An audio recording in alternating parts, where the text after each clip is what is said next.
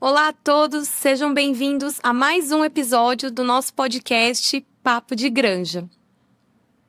E hoje, para debater esse tema, trouxemos aqui, junto com a Sanvet, os nossos diretores, Paulo Benneman e Ricardo Pereira, para falar um pouco sobre os custos das enfermidades na suinocultura. Ricardo, Paulo, sejam bem-vindos. Obrigado, Jamila. Estão à vontade para falar desse tema? Sim. Muito bom. Bom, então eu vou começar aqui com uma pergunta para vocês. E aí fiquem à vontade para vocês debaterem, para a gente falar sobre isso. Quando a gente fala em rentabilidade na suinocultura, qual é o verdadeiro peso das enfermidades dentro desse sistema produtivo? Joia, Camila. Quando nós falamos especificamente de doenças, a primeira coisa que nos vem à cabeça é o impacto somente do problema em cima de rentabilidade. E, na verdade, nós temos efeitos muito maiores que somente o fato do problema sanitário. E aí nós temos que pensar muito em questão de outras perdas, como perda de desempenho, perda de ganho de peso, piora de conversão alimentar.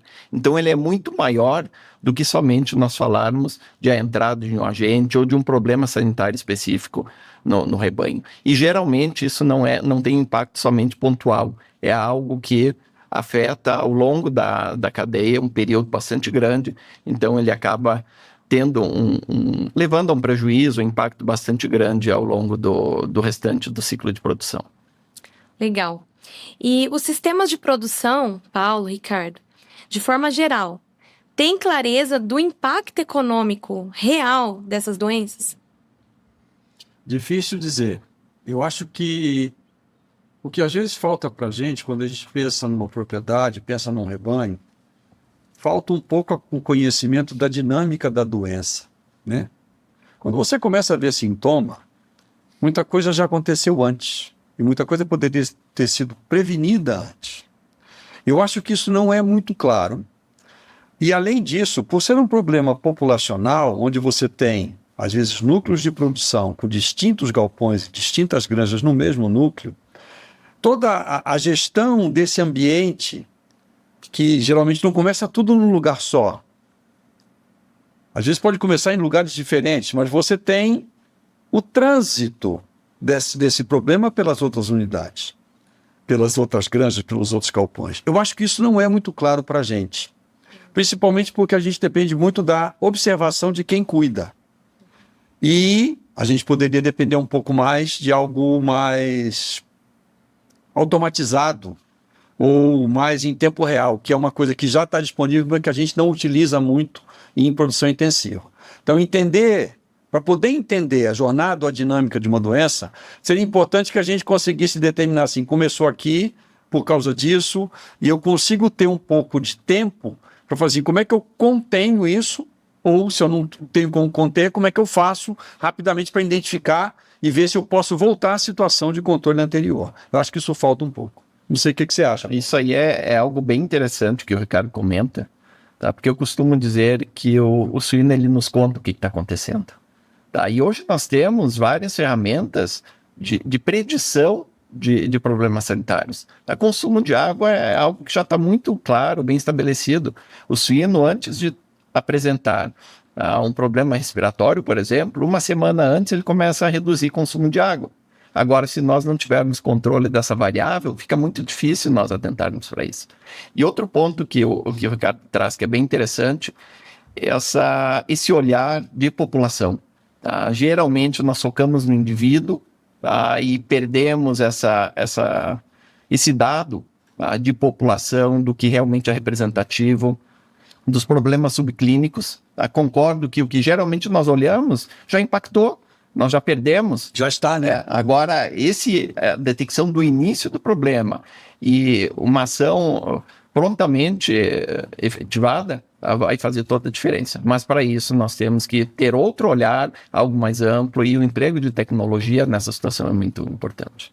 E para quem não assistiu o nosso primeiro episódio do podcast, a gente fala muito dessa questão de população. Então, para quem não assistiu, depois volta lá no YouTube que tem esse episódio a gente falando um pouquinho mais desse tema, né? E fala um pouquinho para mim, quais são os principais tipos de custos que a gente tem hoje pelas enfermidades na suinocultura? Vocês conseguem medir isso? A gente tem isso? Temos, nós já medimos. A gente sabe claramente o que a doença tira do animal em produção, do que a doença tira do animal que vai ser processado e do que ele tira de performance, que é onde você está medindo o tempo todo quanto você investiu para quanto você tem de resultado, né? Quanto você colocou de alimento, instalação, medicamento, assistência, para aquilo que você quer quando você transforma o suíno em alimento para o ser humano. Isso está muito claramente definido. E eu posso te dizer que, de forma geral, se você tem uma escala de 100, você tem alguma coisa relacionada com o que perde por perda de performance. Aí eu estou falando em quanto é que esse animal tem que comer para conseguir se transformar em carne, a famosa conversão alimentar. Eu te diria que do 100, ao redor de 60 e poucos %, quando você tem alguma enfermidade andando, você perde isso de performance. E os outros 40% dá quase 20% de mortalidade no período que esse animal está na granja, ou seja, o período que ele fica doente, e o que ele perde, o que morre no processo, como também aquele animal que chega ao abate, mas ele infelizmente não vai poder ser aproveitado porque ele tem lesões que não o habilitam para ir para o consumo, que é os outros 20%. De forma geral, é por aí que isso acontece. E um ponto importante que nós às vezes perdemos a noção do todo, Camila. O Pereira comentou sobre perda de eficiência alimentar, ou seja, o que o leitão precisa comer para desempenho. Tá? E se nós considerarmos que custo nutricional hoje em produção representa na fase final, ali na terminação, 70%, 75% de todo o custo, tá? Qualquer perda que aconteça nessa fase final, além de nós já agregarmos todo o custo para produzir aquele animal, pioramos conversão alimentar, mais a adição de um custo.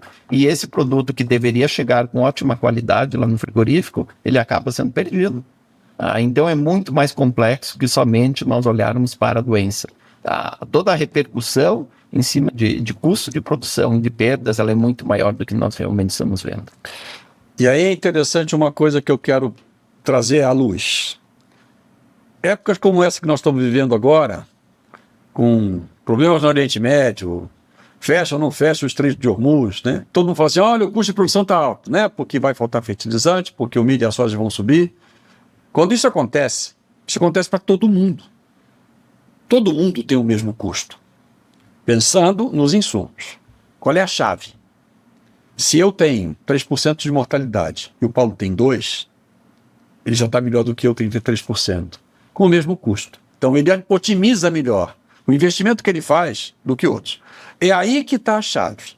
Eu posso gastar muito tempo aqui falando de, olha, está muito difícil produzir porque o custo de produção está muito próximo do que eu ganhava, eu estou perdendo dinheiro para cada suíno. E daí?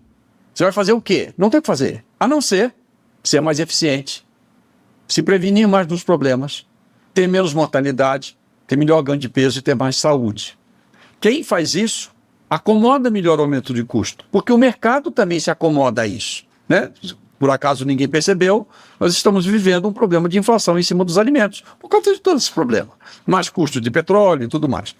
Mas quanto você usa disso, quanto mais eficiente você é, que são coisas que estão na sua gestão e não estão na gestão, você não tem como gerenciar agora que vai vir fertilizante mais barato. Você tem como gerenciar como é que você usa isso e quanto você tira mais. Esse é um aspecto que a gente sempre frisa. É importante ter gestão completa do processo, principalmente naquilo que é o mais difícil de você prever, que são as rasteiras que a natureza te dá quando uma doença chega. Você não tem como completamente barrar uma doença, mas você tem como preveni-la ou manter a situação sob controle. Aí você pode acomodar melhor uma variação de custo, porque o custo aumenta para todo mundo, mas o quanto você é eficiente é que faz a diferença.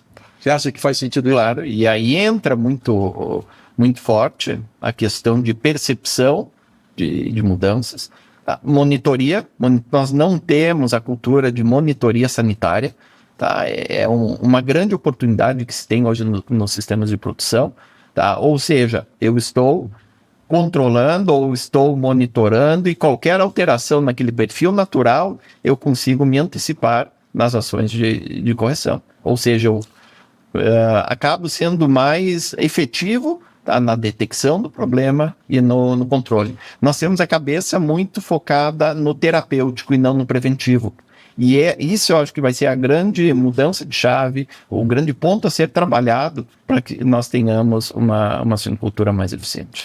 Eu vou até sair um pouquinho aqui do roteiro e fazer uma pergunta, né, que cabe aí agora do que vocês falaram. E como que está nas agroindústrias, nos produtores, esse controle de prevenção hoje e de custo também dessa enfermidade? Eles têm esse controle de custo? Eles estão fazendo isso? Como que está isso hoje no dia a dia ali, que é tudo corrido e a gente sabe como que funciona? Eles estão fazendo esse controle? Não estão? Está faltando alguma coisa? Fala um pouquinho para mim. Dado, Camila, existe. Tá? Agora, o que fazer com esses dados? Esse é o segredo. Então, eles têm o controle do dado. Eles têm o dado. Sim, agora eles não têm a informação, que é o que realmente vai fazer a diferença na maneira com que eu vou tomar a decisão. Tá? Existem. Outra percepção que nós temos que trabalhar muito, tá, é a visão geral do sistema de produção, e não segmentado. Hoje eu controlo a fase de reprodução, de gestação, maternidade, eu controlo creche, eu controlo terminação, mas de uma forma muito segmentada. Então, se nós tivermos um olhar muito amplo e entendermos a questão de causa e efeito, o que acontece no início vai refletir no final, tá? Nós começamos a trabalhar um pouco melhor com essa visão mais preventiva do que terapêutica. Hoje, o que nós temos, como eu comentei anteriormente, tá, é o impacto da doença no que já aconteceu. Eu não tenho a percepção do que eu já perdi até que ela se torne clínica. Tá? E a apresentação subclínica é o que mais acaba roubando em termos de desempenho. E o que falta para essas pessoas, para essas agroindústrias, terem análise de dados hoje? Primeira coisa que falta é a gente ter alguém que é especialista nessa área.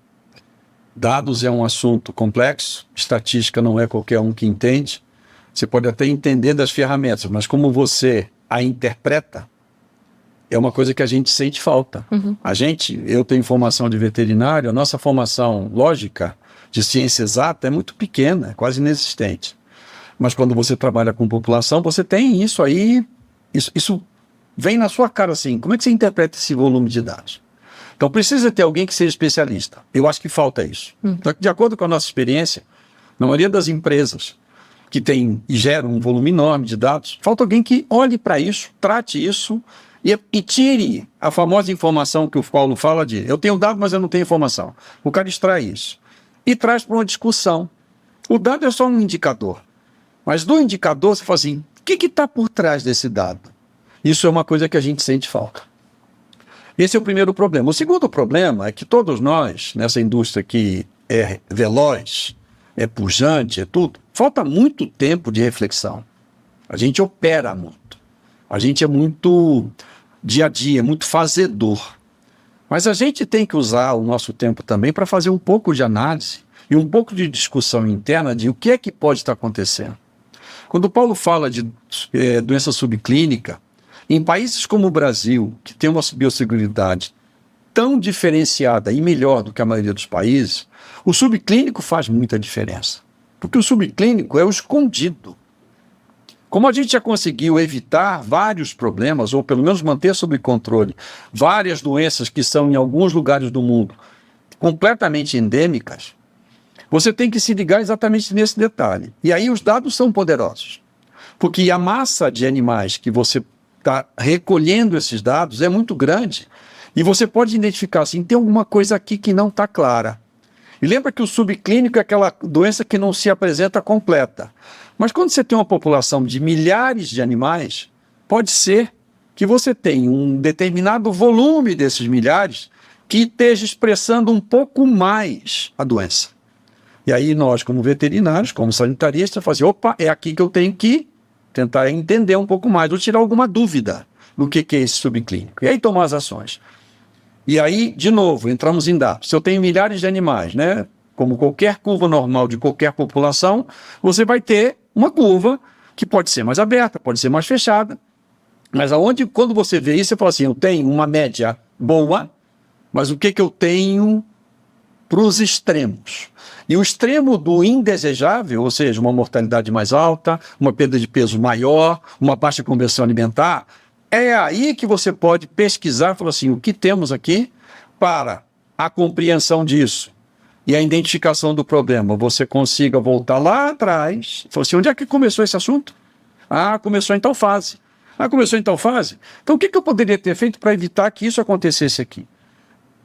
Aí, um sujeito bom de dados, ele consegue arrumar isso tudo, fala assim, olha aqui, eu sei onde é que eu tenho que ir e o que eu tenho que pesquisar. Eu consigo transpor isso para vir para o passado e enxergar o que aconteceu. Aí você consegue ter alguma coisa. Sem análise de dados, você pode dar a sorte ou o azar de pegar um caso médio, um caso excelente ou um caso ruim. Só que isso não é suficiente. Você tem que pegar vários casos de um determinado segmento para conseguir. Um cara de dados ajudaria nisso. Você acha? Sim, e o dispêndio de energia, quando eu não tenho noção do que buscar nos dados, é muito maior. Nós temos o costume de trabalhar muito com média.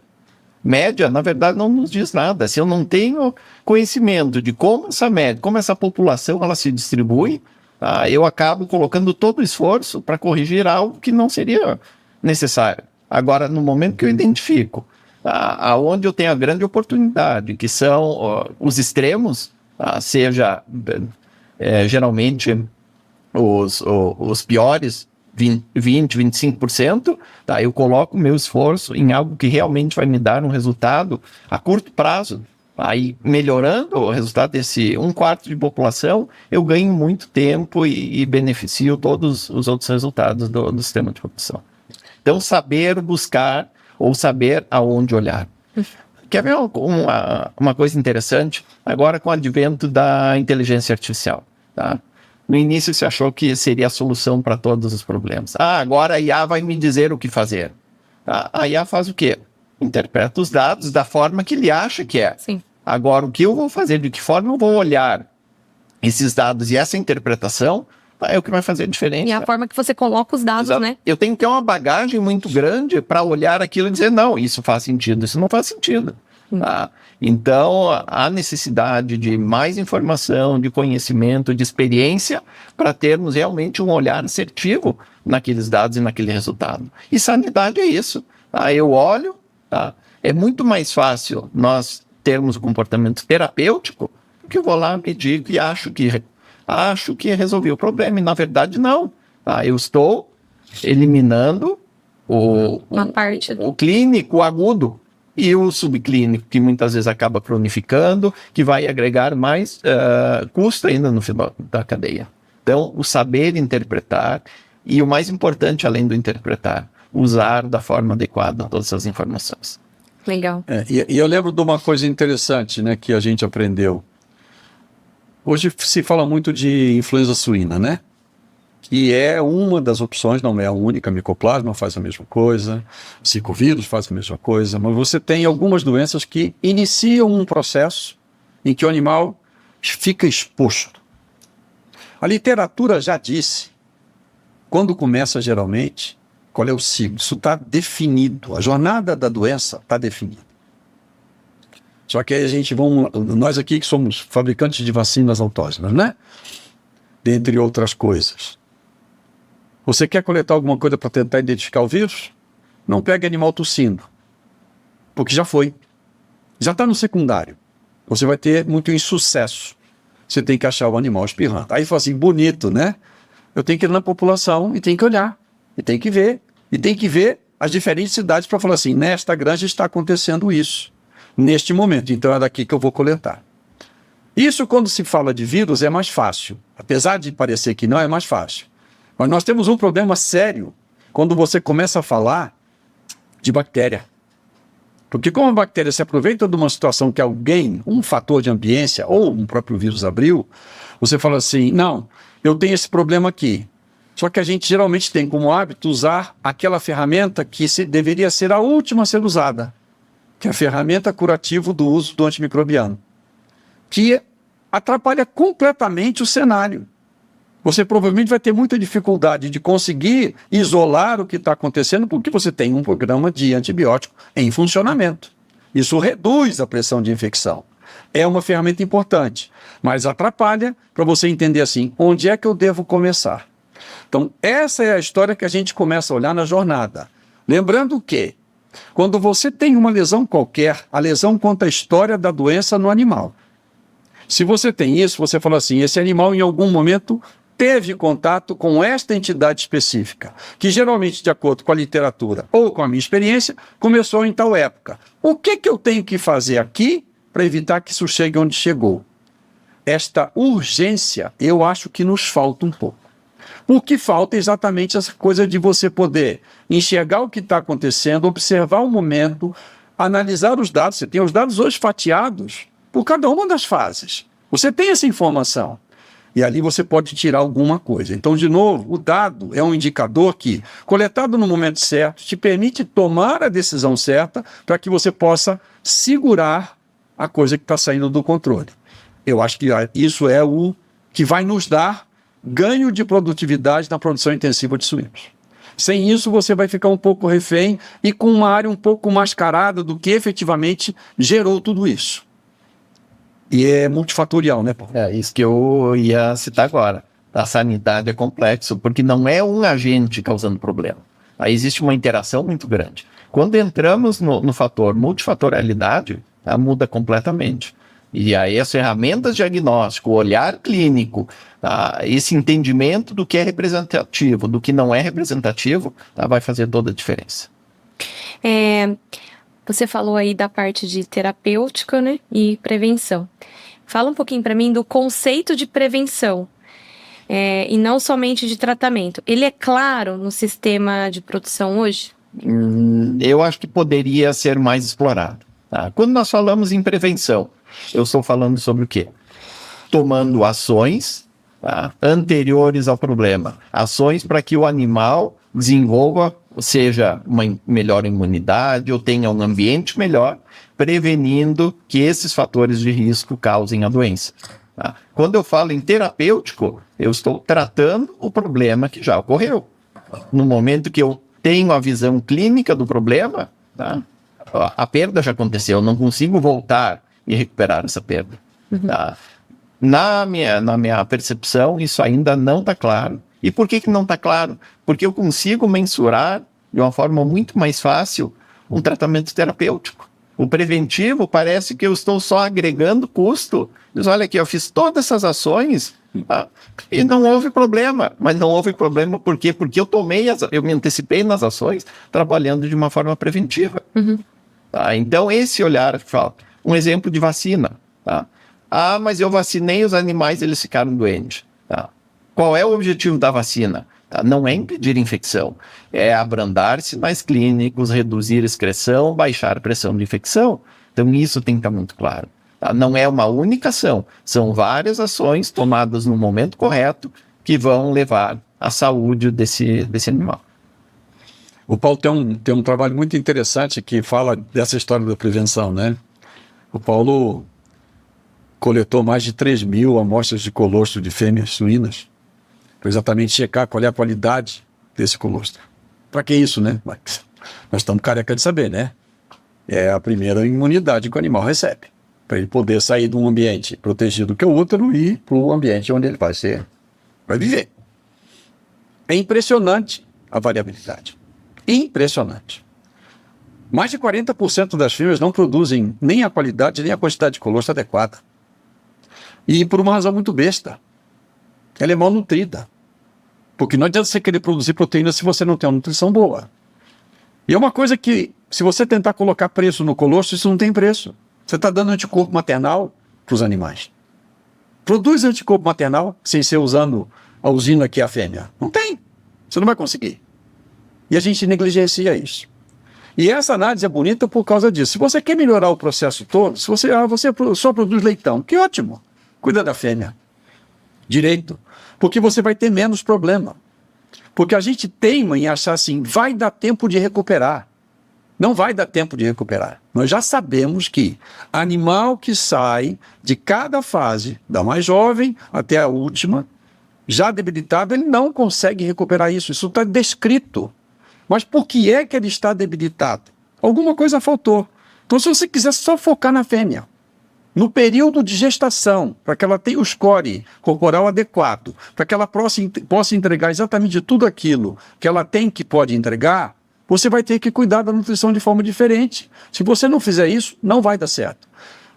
Essa medição é disponível, ela está aí, a forma de fazê-la está aí, mas não tem, geralmente, conhecimento, não tem boa interpretação, e você coloca o animal que nasceu numa situação de estou desprotegido e vou continuar desprotegido. Isso a ciência já monitorou, mas geralmente a gente não dá atenção a isso. E eu acho que aí tem, na escala da jornada da construção da produtividade animal, eu acho que você tem que aproveitar todas as vantagens de cada fase. E a fase inicial de qualquer animal de produção intensiva, ela é enormemente exuberante. O crescimento é exponencial, desde que você dê as condições.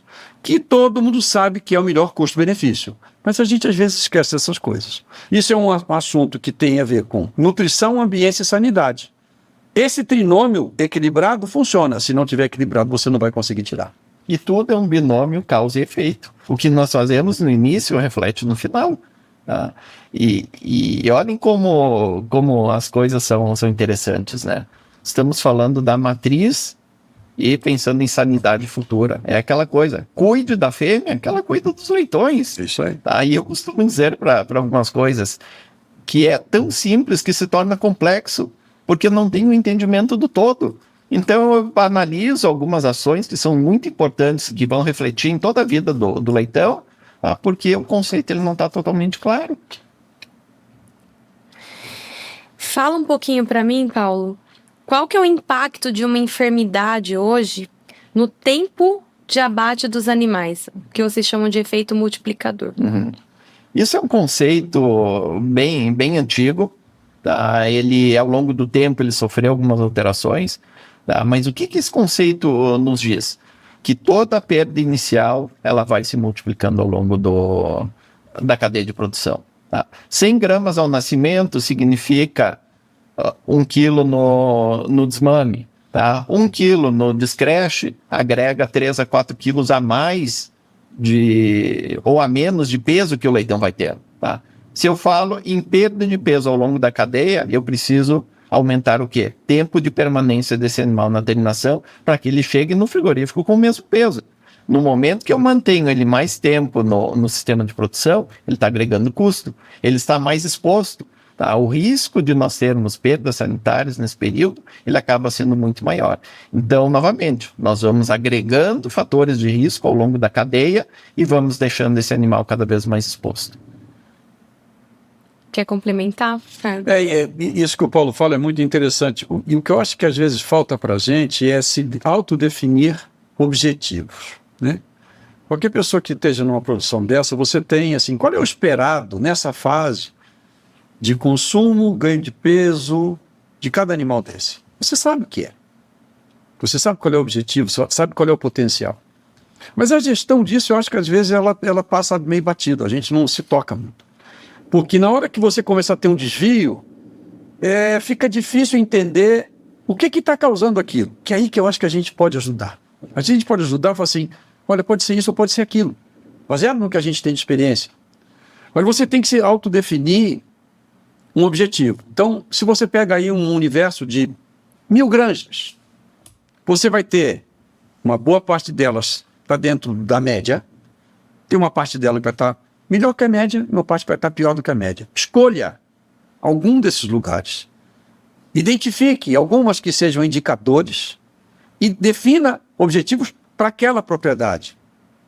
Porque se você não fizer isso, você vai ficar em cima de uma média que talvez para aquela propriedade seja impossível ou que ela esteja muito longe, o que é muito frustrante. Então, se você tem um grupo aí que está, olha, devia estar com uma mortalidade de 2,5%. Beleza, está com 5.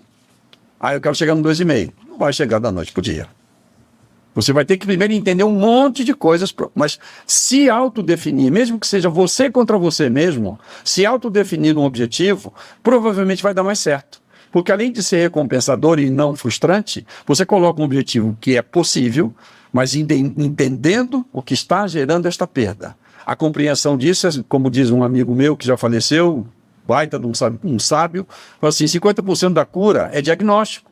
Se você tem um bom diagnóstico, você já tem 50% de chance de resolver. Eu acho que falta um pouco isso. A gente, até por esse hábito de só olhar para a média, a gente esquece disso. Trate cada unidade de produção como uma coisa única. Ela tem um histórico. Ela tem o que ela entrega geralmente. E aí você começa a fazer pequenos ajustes, uma variável por variável. E aí com isso você consegue fazer, opa, acertei.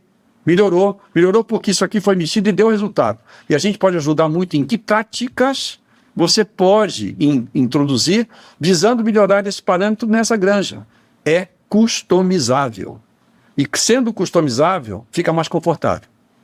Se você compra um terno tamanho grande e seu tamanho é médio, não vai ficar confortável. É a mesma coisa. Se você quer adotar uma prática que não cabe naquele contexto que você vive, onde você tem aqueles animais, vai ficar desconfortável para você que está querendo obter alguma coisa.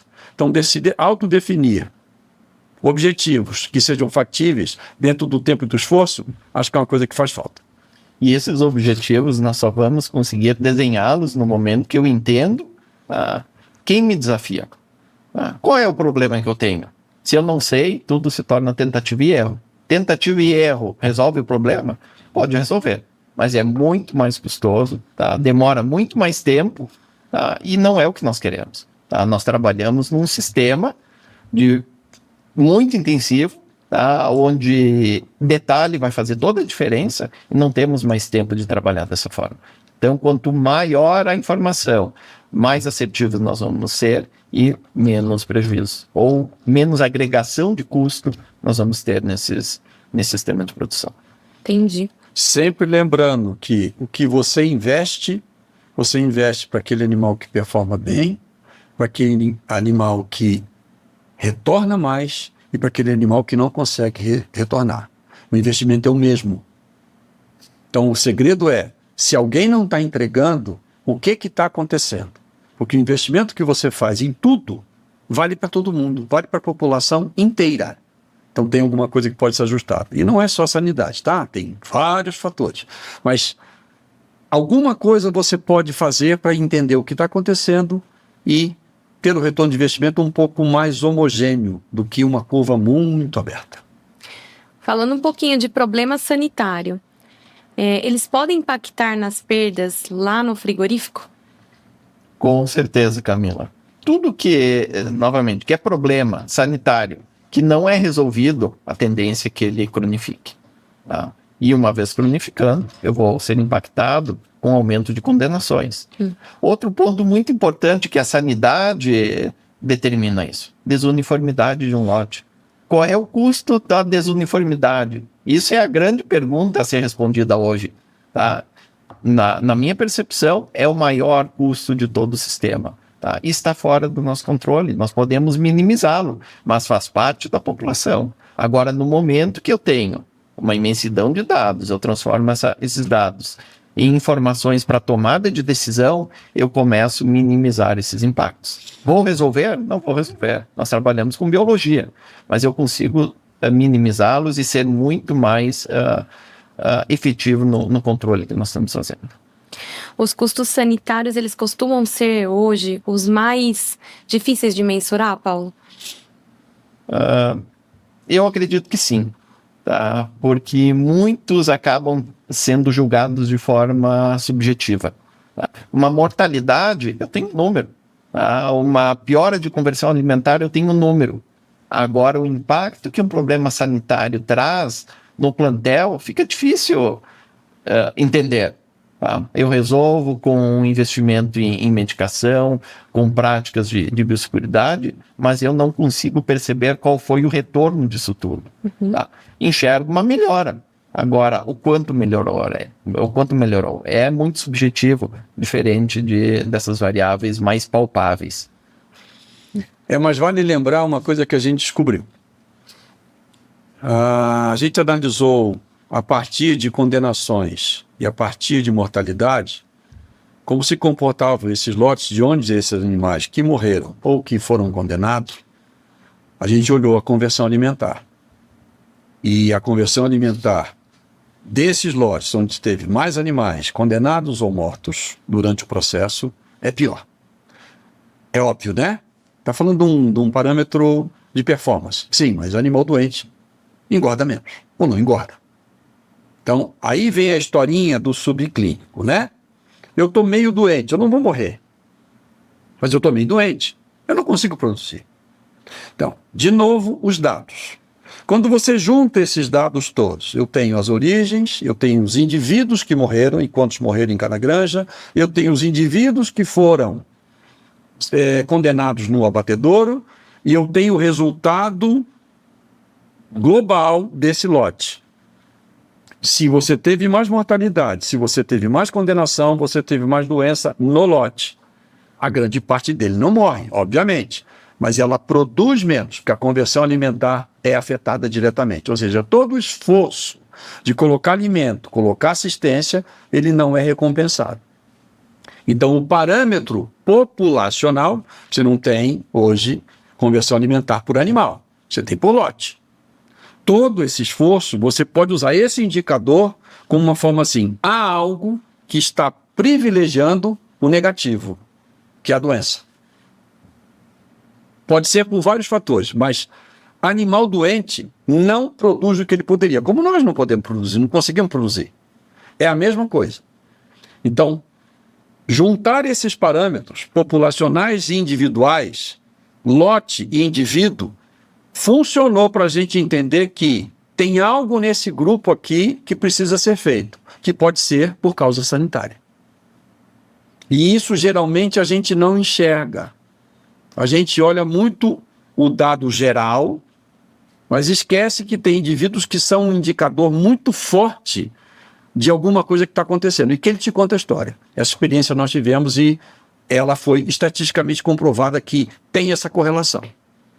E além dessa correlação, tá outro ponto interessante que mostra essa questão multifatorial.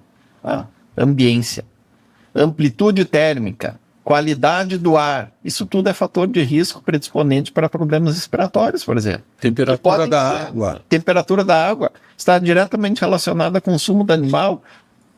Água com temperatura elevada, o animal reduz consumo. Se ele reduz consumo de água, automaticamente ele reduz consumo de ração. E essa percepção do todo, de novo, de causa e efeito, ela tem que estar muito clara. Não é uma única ação que vai resolver o problema, é o entendimento do todo, aí, aquele olhar do 360, todo. né? Exatamente. Uhum. Gente, fala um pouquinho para mim, quais são as doenças hoje que mais representam, na verdade, os maiores prejuízos dentro da suinocultura? Vocês têm isso de cabeça, assim? Hoje, o mais representativo, se nós pensarmos no ciclo todo, ainda são as doenças respiratórias. Tá? E principalmente aquelas que têm uma capacidade muito grande de abrir porta para os secundários. Pereira falou de influenza. É um grande agente que, pela epidemiologia, pela forma com que ele atua no organismo, ele gera uma condição de imunossupressão. E essa condição favorece o estabelecimento de outros agentes oportunistas. Micoplasma é outro agente, assim como o circovírus foi no passado. Uhum. Então, esse entendimento de que existe correlação entre determinados agentes sanitários e que o impacto ele é potencializado por essa associação, ele tem que estar muito bem mapeado.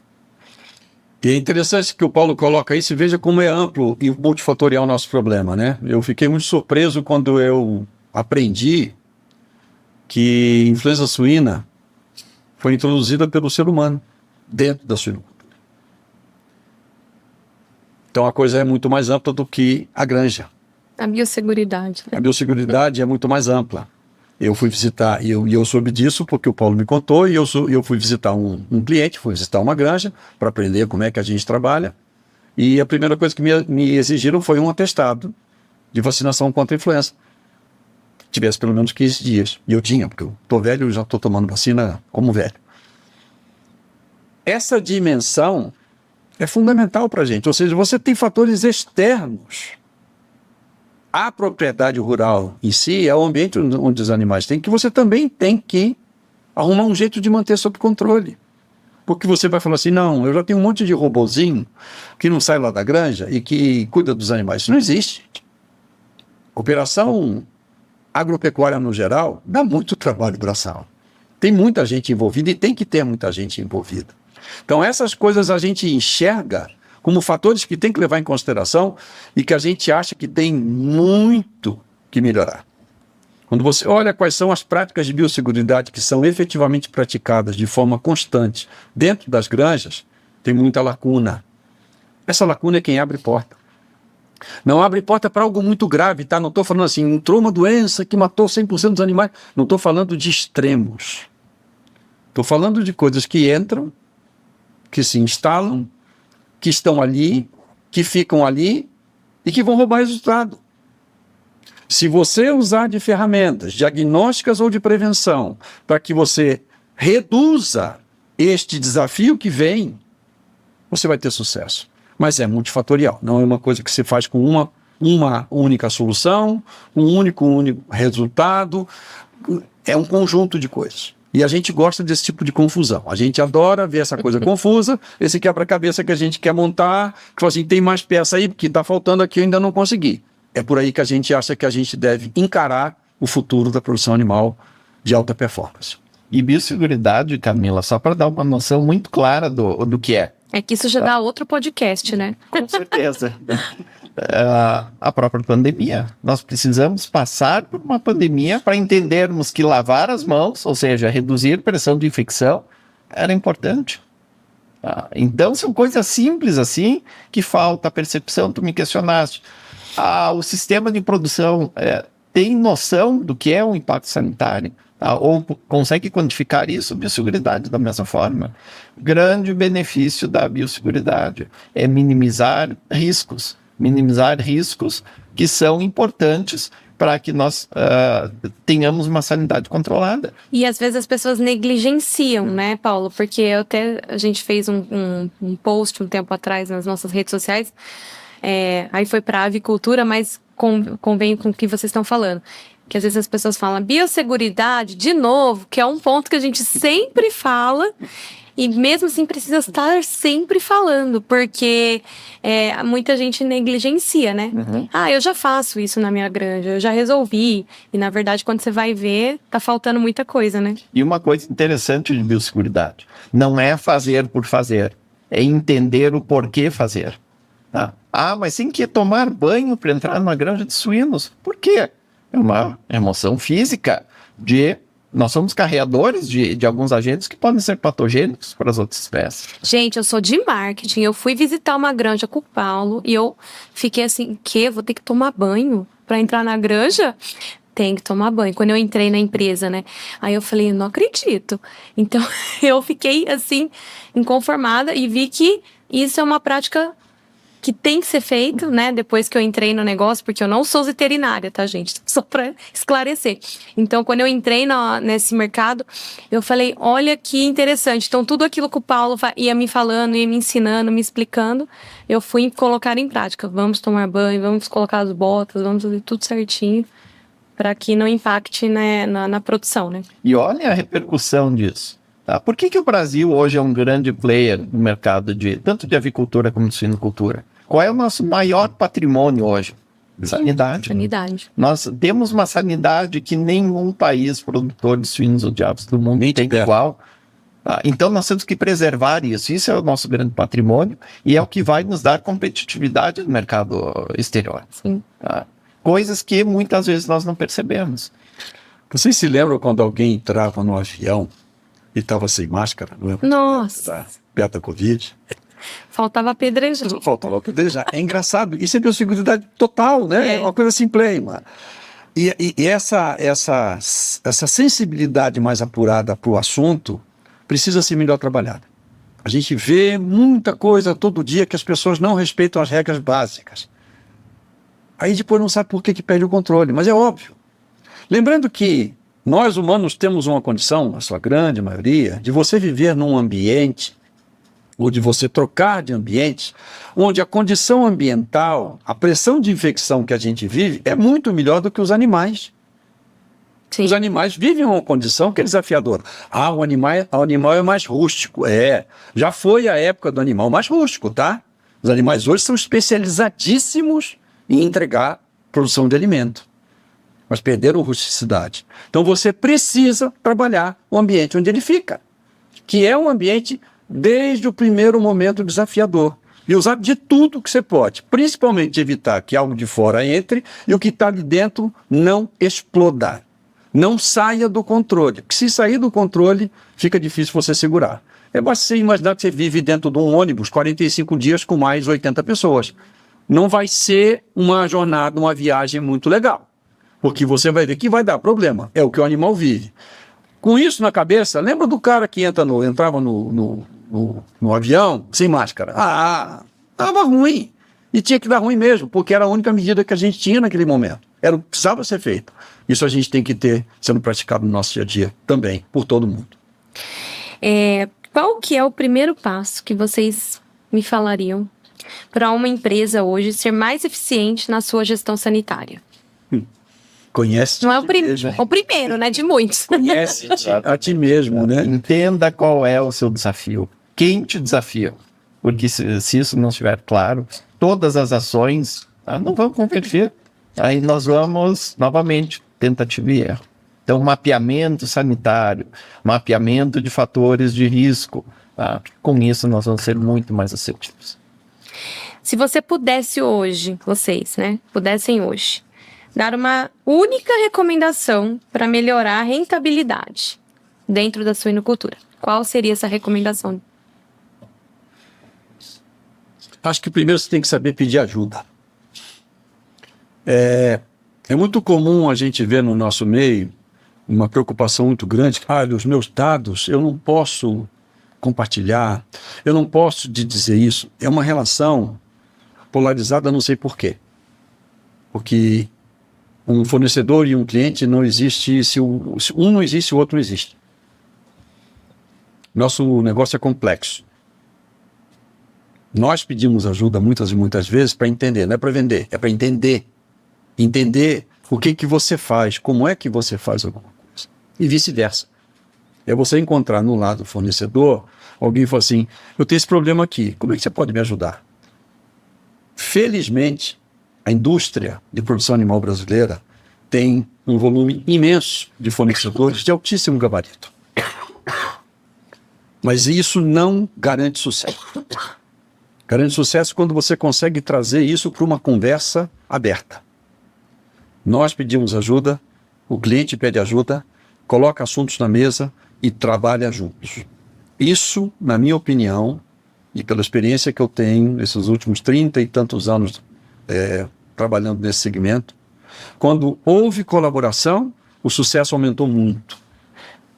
O êxito surge com facilidade. Quando não aconteceu isso, que assim, eu fico aqui no meu castelinho, você fica aí no seu castelinho, a gente fica jogando um bombinho no outro assim, não chega em nada. Então, eu acho que a primeira coisa que a gente pode fazer como atitude, como profissionais que estão cuidando do mundo, alimentar o mundo, alimentar nossas famílias, nós temos que vir para um ambiente de compartilhamento de dúvidas e de conhecimentos. Aí eu acho que fica mais fácil. O que mais, Paulo? E um ambiente de confiança também, né? Porque a confiança, o entendimento de que o objetivo é auxílio, é entender qual é quem desafia, tá? Tudo isso vai fazer com que realmente haja esse entendimento sanitário, se entenda o que fazer naquele momento e como fazer. Nós saímos de um olhar objetivo ou subjetivo para algo muito mais focado, muito mais assertivo, aí que realmente vai fazer diferença. Tá? Novamente, lembrando, nós trabalhamos num setor, tá, onde a rentabilidade é muito baixa, tá, perto de outros setores. Então, qualquer detalhe que nós trabalhemos com a informação correta e que nos ajude a resolver o problema, vai ter um impacto muito grande em cima de redução de custos.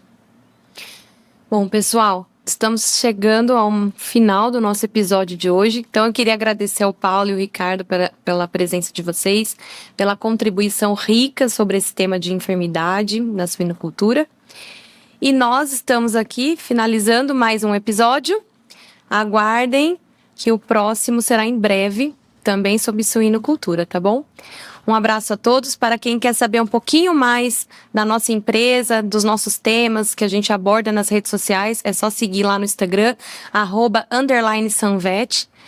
E se quiser também entrar em contato com a gente, estamos aqui com um link para o YouTube ou também diretamente no nosso site www.sunvet.com. Pessoal, muito obrigada mais uma vez. Obrigado, Camila, pelo E obrigada a todos. Valeu.